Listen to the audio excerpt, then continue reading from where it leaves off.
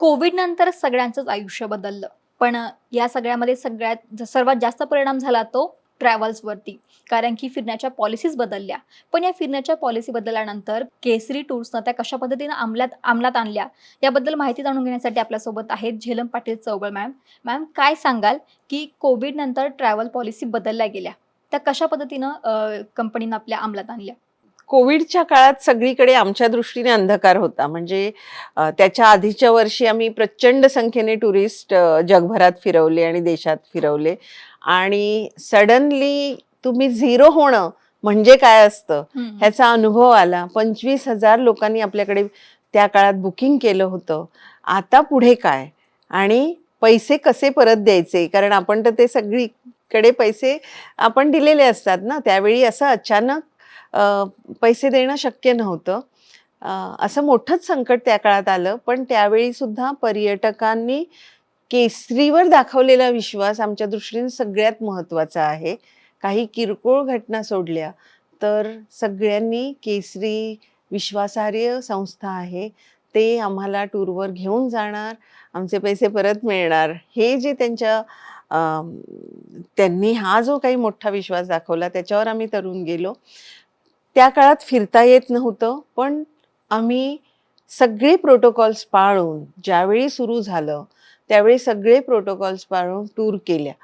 मग अशी परिस्थिती होती की आम्ही 4 लोकांच्या सुद्धा टूर केल्या, ज्या केसरीने आयुष्यात कधी अशी 4 लोकांची टूर नव्हती केली. पण वी हॅव डन दॅट, कारण ती त्यावेळची गरज होती.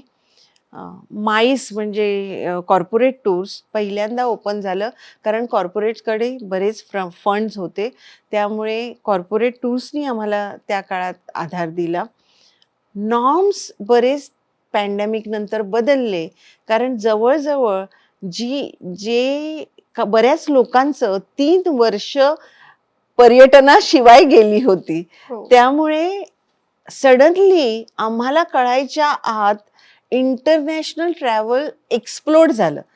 त्याच्या आधी जरा जरा जेव्हा सुटलं तेव्हा देशात काश्मीरमध्ये वगैरे म्हणजे पर्यटन एक्सप्लोड झालं. पण त्याच्यानंतर परदेशात म्हणजे हाऊ टू हँडल दॅट अशी सिच्युएशन होती त्या काळामध्ये.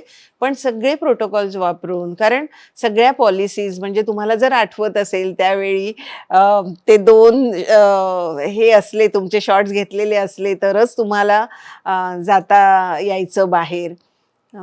ते होतं. त्याच्यानंतर तुमचा तो पेपर जवळ ठेवायला लागायचा जवळजवळ 1 वर्ष, की तुम्ही ते रजिस्टर केलंय ना.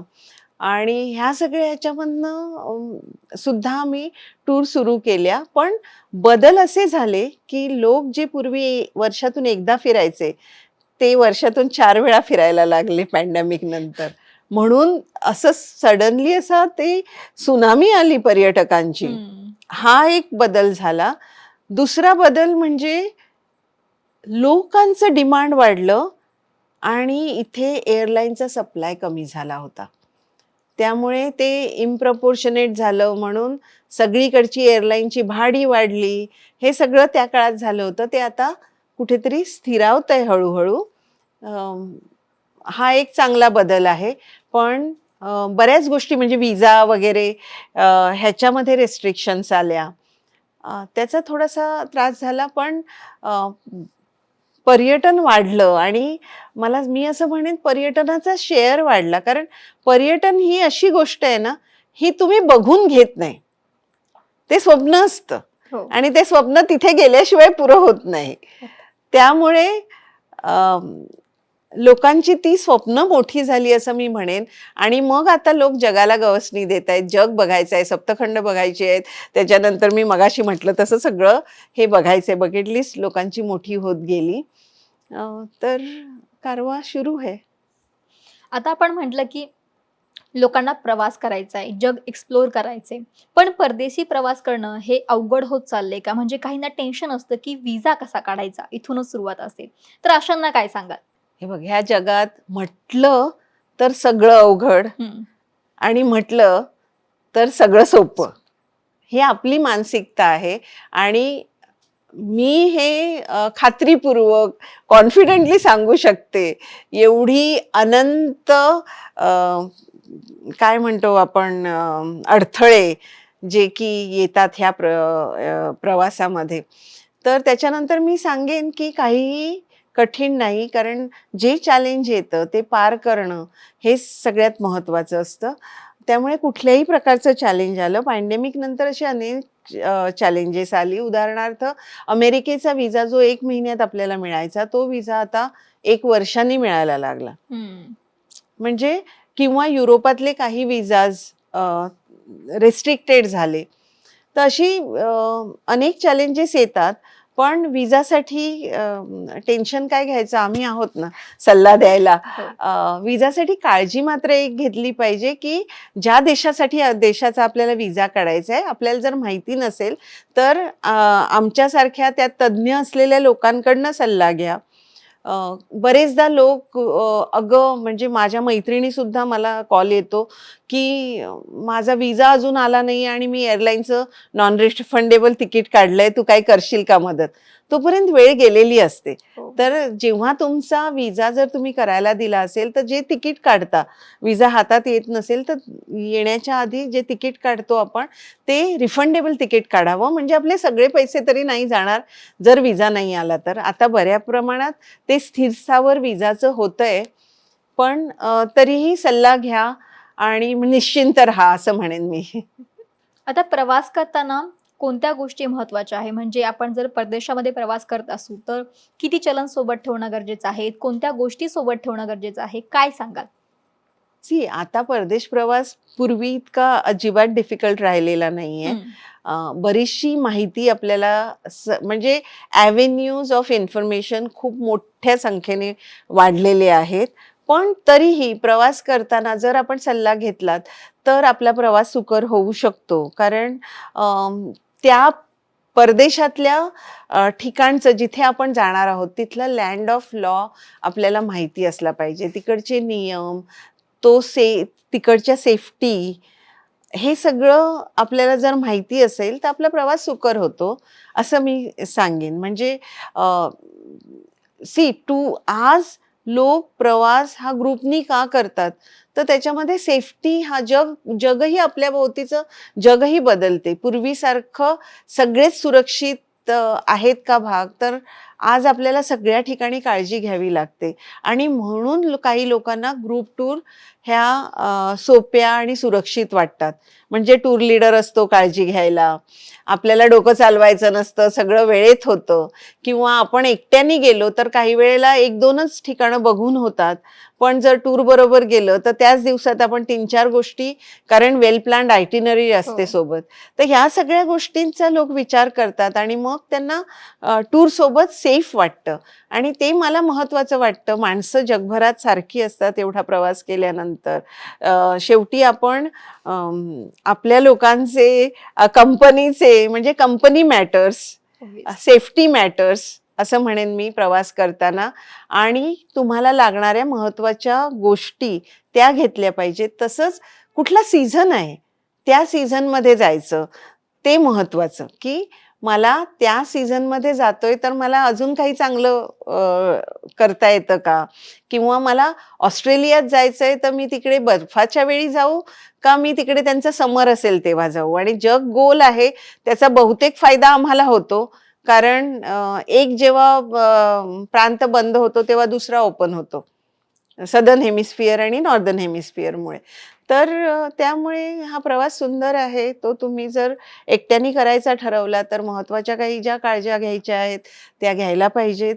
जर आपण ग्रुपनी जायचं असेल तर टेन्शन फ्री हॉलिडे होतो बरेचदा, कारण तुम्हाला काहीच करायचं नसतं. फक्त काही पैसे भरायचे आणि बाकीचं सगळं आमच्यावर सोपवून द्यायचं असतं आणि आम्ही त्याची काळजी घेतो.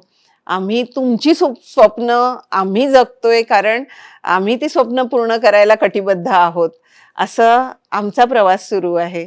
त्यामुळे काळजी करायची काही कारण नाही, कठीण काहीच नसतं मी म्हणेन. ते कठीण आपल्याला सोपं बनवायचं असतं. अर्थात. परदेशी प्रवास करताना असा एखादा अनुभव जो केसरीनं व्यवस्थित मॅनेज केला असेल किंवा हाताळला असेल. चॅलेंजिंग होतं अर्थात, पण केसरीनं व्यवस्थित हाताळलं. असे खूप प्रसंग आहेत, की जिथे आम्ही पर्यटकांना पासपोर्ट नसताना त्यांच्या लँडिंग टूर करून त्यांच्या लँडिंग सर्टिफिकेटवर आम्ही त्यांना घेऊन येऊ शकलोय. असा प्रसंग आहे. सुनामीच्या वेळी आमची टूर जपानमध्ये होती. त्यांना सुखरूप घेऊन आलो, ह्याचा आनंद आहे. तर असे जगभरात फिरताना अनेक प्रसंग आले, कारण आमचा कंट्रोल, ज्या गोष्टी आमच्या हातात आहेत त्या आम्ही इमिजिएट चेंज करू शकतो. पण पर्यावरणाने जर साथ नाही दिली, काही गोष्टी ज्या आमच्या हातातच नाही आहेत, तर त्यावेळी म्हणजे इफ यू रिमेंबर दुबईमध्ये 10,000 लोक एअरपोर्टवर होते एकेकाळी आणि त्याच्यामध्ये आमची एक टूर फसली होती. पण अशा वेळी लोक पण समजून घेतात की ह्याच्यात केसरीचा दोष नाहीये. जे झालंय ते आकस्मिक आणि अचानक काहीतरी झालंय.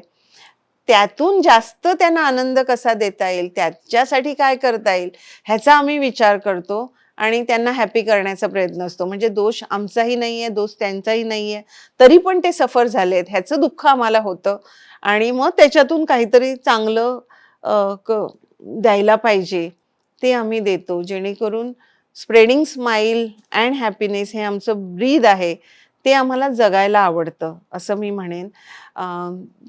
जगभरात खूप असे प्रसंग आहेत की म्हणजे त्याच्यावर कदाचित आपल्याला एक वेगळा एपिसोड करावा लागेल की ते निभावून नेणं. पण आमचं कामच आहे की ते निभावून नेणं. त्यामुळे मी मगाशी म्हटलं तसं पर्यटकांची सेफ्टी आणि तो आलेला प्रसंग निभावून नेणं, त्यातून पर्यटकांना त्रास न होता अजून काय त्यांच्यासाठी करता येईल, ही आमची प्रायोरिटी असते त्यावेळी. तुमची तिसरी पिढी आता केसरी सोबत जोडली गेली आहे किंवा केसरी योग्य पद्धतीनं हाताळते.